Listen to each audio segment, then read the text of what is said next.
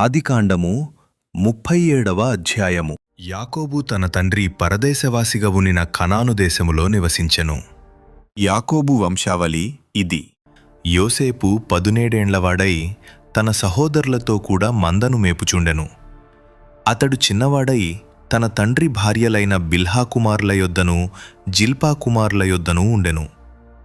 అప్పుడు యోసేపు వారి చెడుతనమును గూర్చిన సమాచారము వారి తండ్రి యొద్దకు తెచ్చుచుండువాడు.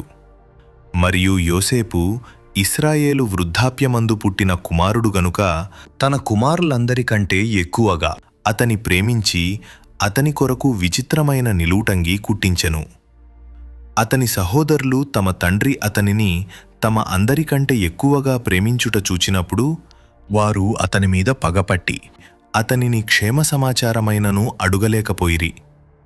యోసేపు ఒక కలకని తన సహోదరులతో అది తెలియచెప్పగా వారు అతని మీద మరి పగపట్టిరి. అతడు వారిని చూచి, ఈ కలను మీరు దయచేసి వినుడి. అదేమనగా, మనము చేనిలో పనలు కట్టుచుంటిమి. నా పన లేచి నిలుచుండగా మీ పనలు నా పనను చుట్టుకొని నా పనకు సాష్టాంగపడెను అని చెప్పెను. అందుకతని సహోదరులు, నీవు నిశ్చయముగా మమ్ము నేలెదవా? మా మీద నీవు అధికారి వగుదువా? అని అతనితో చెప్పి అతని కలలను బట్టియూ అతని మాటలను బట్టియూ అతని మీద మరింత పగపట్టిరి. అతడింకొక కలకని తన సహోదరులకు తెలియచేసి, ఇదిగో, నేను మరి ఒక కలకంటిని. అందులో సూర్యచంద్రులను 11 నక్షత్రములను నాకు సాష్టాంగపడెను అని చెప్పెను. అతడు తన తండ్రితోనూ తన సహోదరులతోనూ అది తెలియచెప్పినప్పుడు అతని తండ్రి అతనితో, నీవు కనిన ఈ కల ఏమిటి? నేను నీ తల్లియు నీ సహోదరులను నిశ్చయముగా వచ్చి నీకు సాష్టాంగపడుదుమా అని అతని గద్దించెను. అతని సహోదరులు అతని యందు అసూయపడిరి. అయితే అతని తండ్రి ఆ మాట జ్ఞాపకముంచుకొనెను. అతని సహోదరులు షెకెములో తమ తండ్రి మందను మేపుటకు వెళ్ళిరి. అప్పుడు ఇశ్రాయేలు యోసేపును చూచి, నీ సహోదరులు షెకెములో మందమేపుచున్నారు, నిన్ను వారి యొద్దకు పంపెదను అని రమ్మన్నప్పుడు అతడు, మంచిది అని అతనితో చెప్పెను. అప్పుడతడు, నీవు వెళ్ళి నీ సహోదరుల క్షేమమును మందక్షేమమును తెలిసికొని నాకు వర్తమానము తెమ్ము అని అతనితో చెప్పి హెబ్రోను లోయలో నుండి అతని పంపెను. అతడు షెకెమునకు వచ్చెను.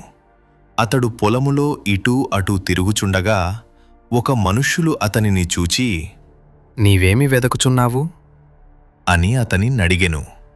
అందుకతడు, నేను నా సహోదరులను వెదుకుచున్నాను. వారు ఎక్కడ మందను మేపుచున్నారో అది దయచేసి నాకు తెలుపుము అని అడిగెను. అందుకు ఆ మనుష్యుడు, ఇక్కడ నుండి వారు సాగి వెళ్ళిరి. వారు దోతానుకు వెళ్ళుదము రండని చెప్పుకొనుట వింటిని అని చెప్పెను. అప్పుడు యోసేపు తన సహోదరుల కోసము వెళ్ళి దోతానులో వారిని కనుగొనెను. అతడు దగ్గరకు రాకమునుపు వారు దూరము నుండి అతని చూచి అతని చంపుటకు దురాలోచన చేసిరి. వారు, ఇదిగో, ఈ కలలు కనువాడు వచ్చుచున్నాడు.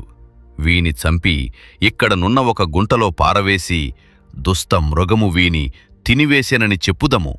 అప్పుడు వీని కలలేమొగునో చూతము రండి అని ఒకనితో ఒకడు మాటలాడుకొనిరి.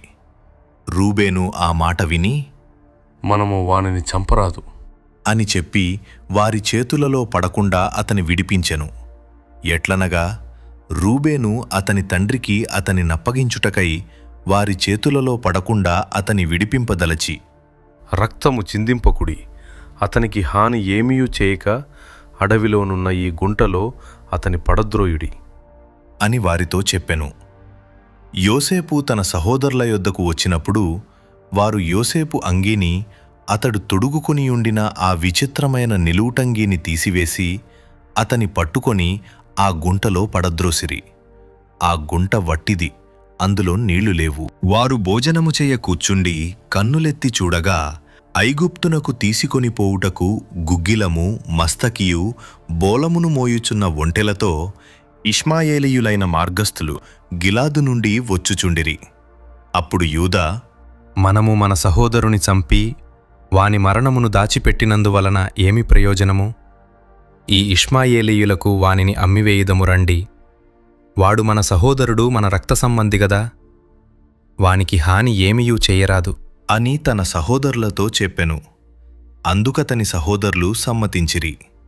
మిద్యానీయులైన వర్తకులు ఆ మీదుగా వెళ్ళుచుండగా వారు ఆ గుంటలో నుండి యోసేపును పైకి తీసి ఆ ఇష్మాయేలీయులకు 20 తులముల వెండికి అతనిని అమ్మివేసిరి.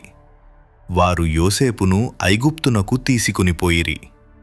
రూబేను ఆ గుంటకు తిరిగి వచ్చినప్పుడు యోసేపు గుంటలో లేకపోగా అతడు తన బట్టలు చింపుకొని తన సహోదరుల యొద్దకు తిరిగి వెళ్ళి, చిన్నవాడు లేడే, అయ్యో నేనెక్కడికి పోదును అనగా వారు యోసేపు అంగీని తీసుకొని ఒక మేకపిల్లను చంపి దాని రక్తములో ఆ అంగీ ముంచి ఆ విచిత్రమైన నిలువుటంగీని పంపగా వారు తండ్రి యొద్దకు దానిని తెచ్చి, ఇది మాకు దొరికెను. ఇది నీ కుమారుని అంగీ అవునో కాదో గుర్తుపట్టుము అని చెప్పిరి. అతడు దానిని గుర్తుపెట్టి, ఈ అంగీ నా కుమారునిదే. దుష్టమృగము వానిని తినివేశెను. యోసేపు నిశ్చయముగా చీల్చబడెను అనెను. యాకోబు తన బట్టలు చింపుకొని తన నడుమున గోనెపట్ట కట్టుకొని అనేక దినములు తన కుమారుని నిమిత్తము అంగలార్చుచుండగా అతని కుమారులందరునూ అతని కుమార్తెలందరునూ అతనిని ఓదార్చుటకు యత్నము చేసిరి. అయితే అతడు ఓదార్పు పొంద నొల్లక, నేను అంగలార్చుచు మృతుల లోకమునకు నా కుమారుని యొద్దకు వెళ్ళెదను అని చెప్పి అతని తండ్రి అతని కోసము ఏడ్చెను. మిద్యానీయులు ఐగుప్తునకు అతని తీసుకునిపోయి ఫరో యొక్క ఉద్యోగస్థుడును రాజ సంరక్షక సేనాధిపతియునైన పోతీఫరునకు అతనిని అమ్మివేసిరి.